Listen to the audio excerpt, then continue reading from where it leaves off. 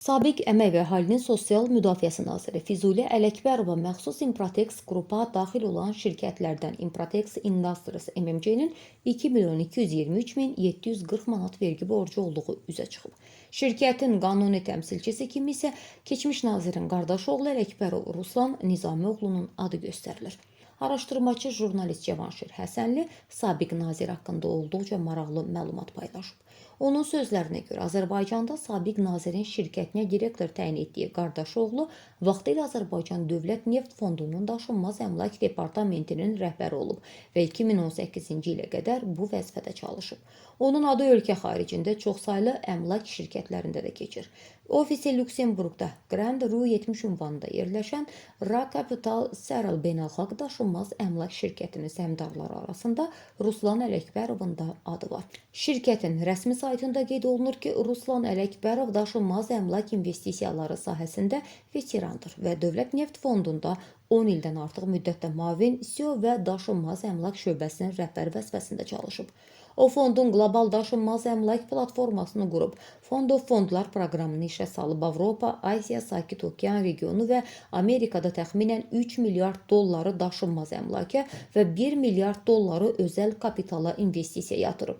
Ruslan Ələkbərovun adı okeanın o tayında Panamada 2008-ci ildə qeydiyyatdan keçmiş Fabrus Consult AG adlı anonim şirkətin direktorları sırasında da yer alır.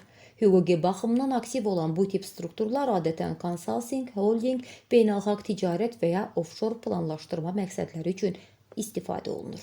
Azərbaycan dövlətinə 2 milyon manat vergi borcu olan şirkətin direktorunun adı İspaniyada azı 5 şirkətdə keçir. Bunlardan 3-ü daşınmaz əmlak, biri klinika, digəri isə gözəllik və sağlamlıq mərkəzi sahəsində fəaliyyət göstərir. İspaniyanın məşhur Malaga bölgəsinin Marbella şəhərində Ruslan Ələkbərovun təsis etdiyi Nordic Hill Aloha 471 SL və Nordic Hill Aloha 470 TSL şirkətinin artıq 4 ildir fəaliyyət göstərdiyi bildirilir.